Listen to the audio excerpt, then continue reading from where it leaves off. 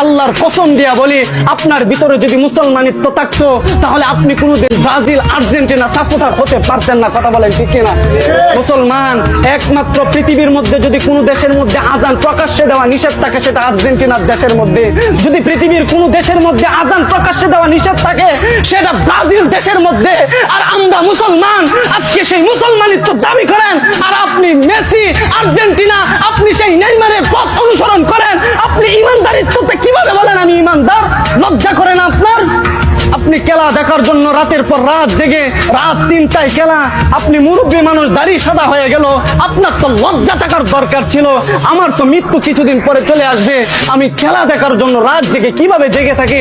আপনার তো লজ্জা থাকার দরকার ছিল। আপনি খেলা দেখেন নিয়ে যুবকদেরকে আপনারা ফিরাবেন, বরং যুবকদেরকে নিয়ে একসাথে বৈশা মজলিস সাজায়। কথা বলেন ঠিক কিনা?